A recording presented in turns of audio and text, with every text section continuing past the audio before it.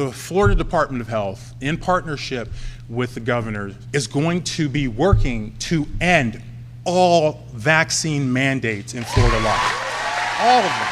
All of them. Florida recently announced that it is pro-spreading of infectious diseases, especially, apparently, for school children. My name is Brittany Page, and I host the Page Perspective right here on YouTube. I'm Jesse's guest host for today because, unfortunately, he has COVID. He's starting to feel better. Hopefully, he will be back very soon, but please leave him some well wishes in the comments. I know he would really appreciate that. And while you're here, subscribe to my channel, which we will link in the description below. Now, with Ron DeSantis at his side, the Florida Surgeon General, Dr. Joseph Ladapo, announced that the state was going to end vaccine mandates. He made some radical comments when he made this announcement. We're going to get to that in a moment, but he was present for an interview with Jake Tapper on CNN this weekend. And we learned that they didn't even study what the possible outcome of this decision would be. They didn't look at projections of how this would impact infectious disease, how this would impact school children, how this would impact people's lives in Florida. They didn't look at any of that. This is a vibes-only decision that they made. And we need to, before we get to this interview, kind of set the stage for what's happening in our country. What is the backdrop here with this decision? And that is that measles was considered eliminated from the United States since the year 2000. But in the first half of this year, 2025, we had more cases of measles than in any year since 1992. And that's according to KFF. We also have, of course, RFK, who is unfortunately the Secretary of Health and Human Services, who's a lifelong anti-vaccine activist.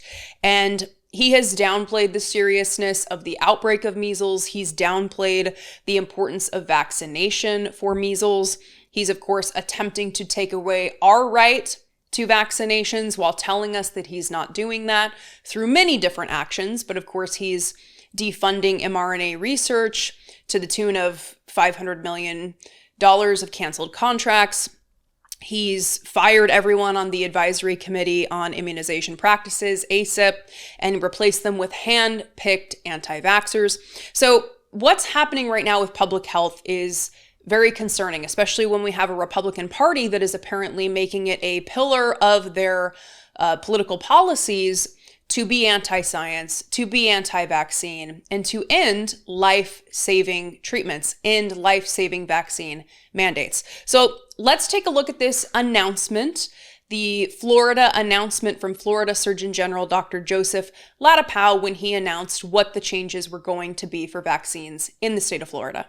What I'm most excited about is an announcement that we're going to make, that we're making now, which is that the Florida Department of Health, in partnership with the governor, is going to be working to end all vaccine mandates in Florida law. All of them. All of them. All of them. Every last one of them. Yeah.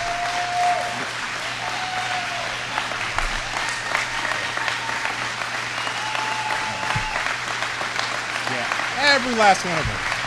All of them.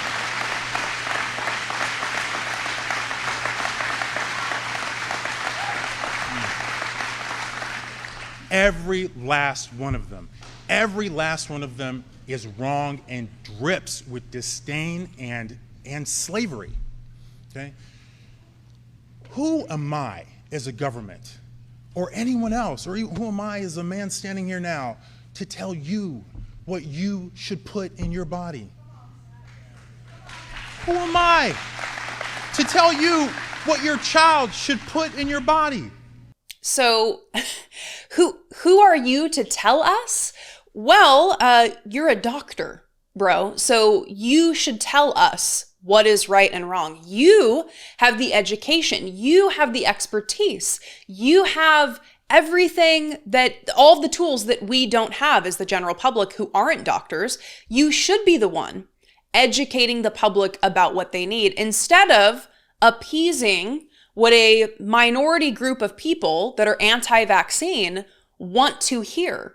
That's all this announcement is. And it's dangerous and it's unfortunate. I mean, this just goes to show you that you can't necessarily trust someone who has doctor before their name. It doesn't necessarily mean that they are going to be following their education, following their expertise. I mean, how many doctors do we have at this point that are charlatans, that are grifters out there?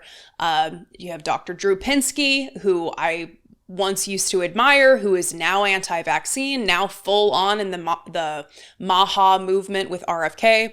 You have Dr. Oz, who has joined this as well, although signs were there really early on. I mean, I can't think of all of them right now. You let me know which doctor comes to mind when you think of grifters and charlatans that are in the public sphere of doctors. And it's unfortunate because it contributes to this struggle that some people have to trust expertise. And we need to rely on experts. So when you have an expert like this, who's a doctor, who is calling vaccine mandates slavery, instead of life-saving and necessary and educating the public, it's really disturbing because it's going to cause a lot of harm. Now, I know that you know, because you're here, you're a viewer of Jesse, that he has a lot of criticism for Jake Tapper. I do as well, especially with his, book about Joe Biden's cognition and his focus on Joe Biden's cognition, as though we aren't currently facing the very real threat of fascism. We need to be focused on that.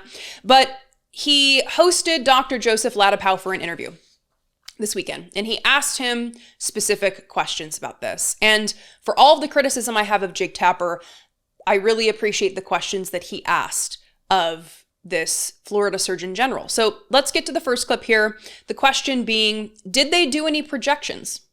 Did they look at what the consequences of this decision would be? I'm looking at this report from your department from April, showing that more people in Florida are seeking religious exemptions for vaccines. And at the same time, Florida is seeing rising cases of hepatitis A and whooping cough and chickenpox. This is in your own report, your own department's report.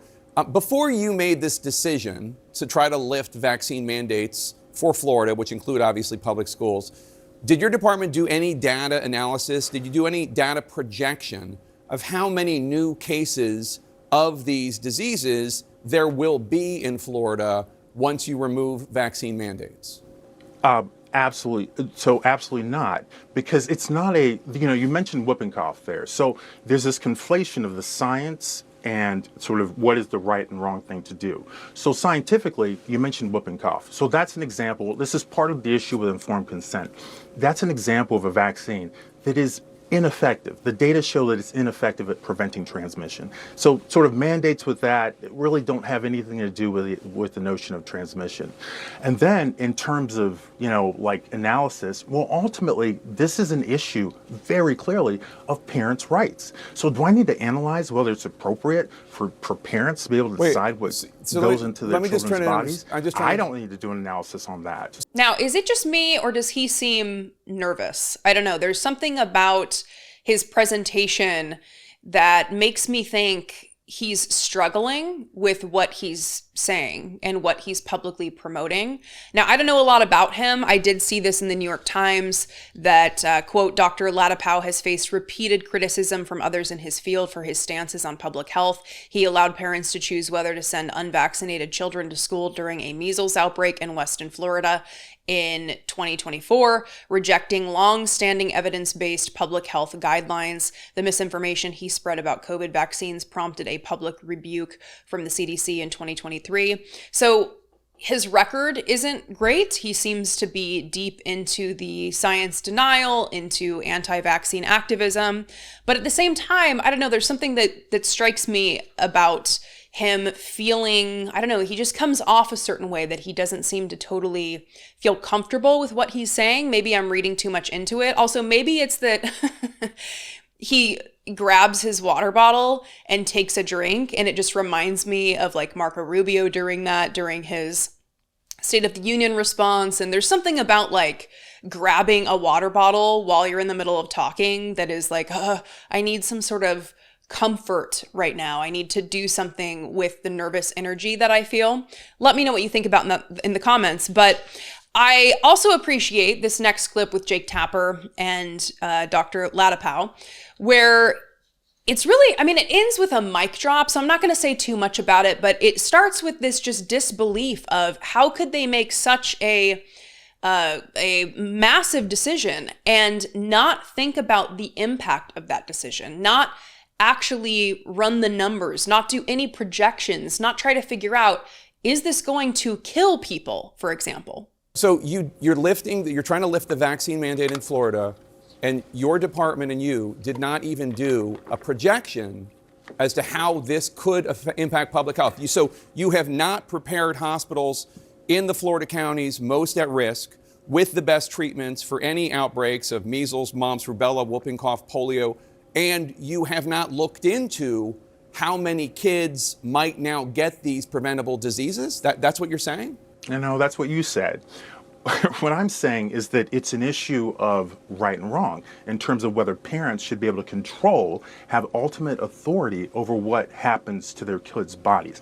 And in terms of outbreaks, we do have outbreaks in Florida, just like every state, and we manage those. So there are no new special procedures that need to be made. Right, but you're talking about doing something that no other state has done. We manage them just as always. But you're talking about doing something that no other state in the United States has done and removing the vaccine mandate for public schools. You're making a decision that no other Surgeon General in the United States has done. It goes against what's recommended by every top medical organization, including the AMA, the American Academy of Pediatrics, the Boston Center on Emerging Infectious Diseases. It goes against what parents in Florida want. 82% of parents in Florida schools said public schools should require vaccines for measles and polio with health and religious exemptions. It goes against what Senator Rick Scott, a Republican from Florida, wants.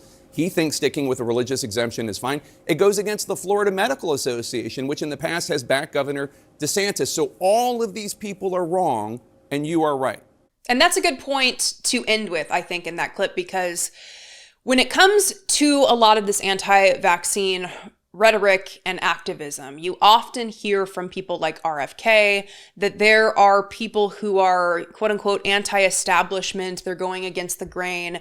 And sometimes people will say, well, look at this study, and they kind of handpicked one or two studies here or one or two articles that back up what they say. But really what it comes down to is scientific consensus. There are going to be charlatans and grifters like Dr. Drew and Dr. Oz who see some sort of crisis and want to make money off of that, unfortunately. RFK is another one. But you have to look to consensus. And when there's scientific consensus, that should tell you something about what the people who have the requisite education and experience, what they know to be true. And we should listen to that because we should still value expertise and education and understanding the limits of our own knowledge, because we can't possibly know everything. We have to extend some trust into people who know more, who are more educated than us. That's just a fact of life. And unfortunately, we're not seeing that from the Trump administration. We're seeing this dangerous trajectory into harming school children by ending vaccine mandates. And I want to get to this KFF Washington Post survey about the popularity of this decision, or the lack of popularity of this decision, I should say. The latest poll shows that 8 in 10, 81% of parents nationally support these requirements with some medical or religious exemptions. Just 1 in 5, 18% say public schools shouldn't require measles or polio vaccines for any students. This holds true across partisans. 3/4 of Republican parents say public schools should require vaccines for measles and polio, including 73% of those who identify with the Make America Great Again movement.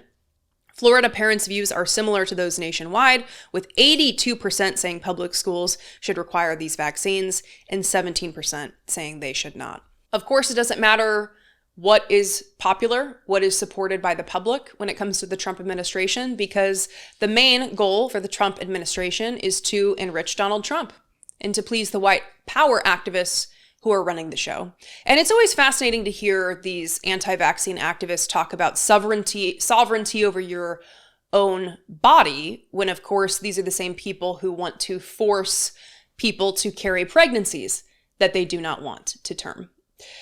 Disturbing in so many ways, but this is something we need to focus on, because as the attacks ramp up on our public health infrastructure, we need to ensure that people are able to get accurate information and trust experts who want to help them.